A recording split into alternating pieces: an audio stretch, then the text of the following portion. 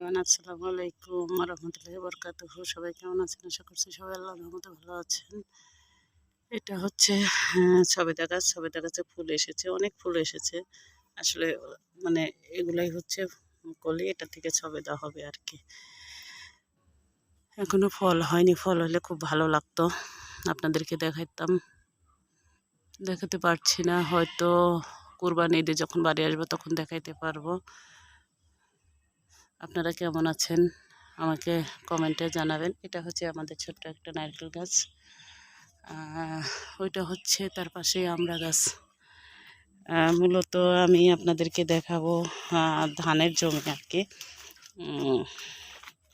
বাড়ির পাশেই মাঠ, তো এটা একটা চারা আম গাছ, এটা একটা সুপারি গাছ।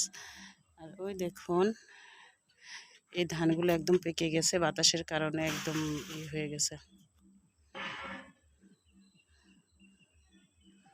ওদিক দিয়ে হচ্ছে লেবু গাছ, ডালিম গাছ, সব কিছু।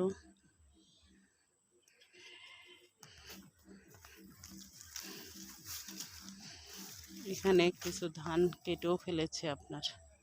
এখন আসলে ধানগুলো পেকে গিয়েছে, ধান পাকার মৌসুম এখন। প্রত্যেকের ঘরে ঘরে গ্রামে ধান উঠে যাবে।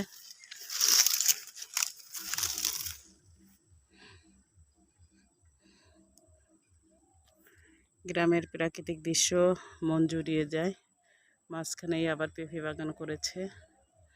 আসলে যে যেরকম পারে সেরকম। মূলত এটা হচ্ছে ধানের ব্লক আর কি। এখানে ধান চাষ করে আর কি।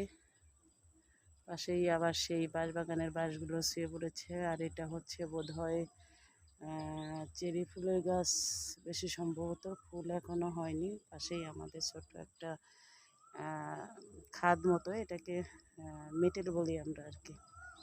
দেখুন গ্রামে কচুর শাক কত, আর আমরা শহরে কচুর শাক কিনে খাওয়ার জন্য পাই না। আর গ্রামে একদম অভাব নেই কচুর শাকের। মাঝখানে ছোট্ট একটা ঘর দেখতে পাচ্ছেন, ওটা দিয়ে প্রত্যেকটা জমিতে পানি দেওয়া হয়।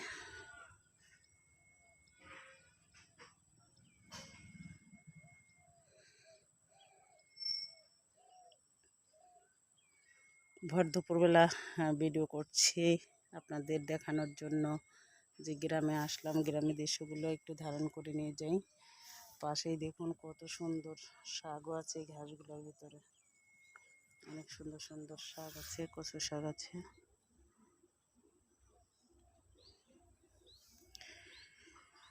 আপনারা কে কোথা থেকে আমার ভিডিওটি দেখছেন কমেন্ট বক্সে জানাবেন আমার ভিডিওটি কেমন লাগলো। যারা কন্টিনিউ ভিডিও দেখেন তাদের প্রতি সবসময় কৃতজ্ঞতা প্রকাশ করছি। আপনাদের ভালোবাসা নিয়ে পথ চলতে চাই, আপনাদের সাহায্য নিয়ে পথ চলতে চাই। আপনারা আমাকে সবসময় সাহায্য করবেন এবং আপনাদের দোয়া চাই। আপনারা সাহায্য মানে সাপোর্ট করা। আপনারা খুব খুব ভালো থাকবেন, সুস্থ থাকবেন। নেক্সট কোনো ভিডিওতে দেখা হবে ইনশাল্লাহ। আল্লাহ হাফেজ। আসসালামু আলাইকুম রহমতুল্লাহি ওয়া বারাকাতুহু।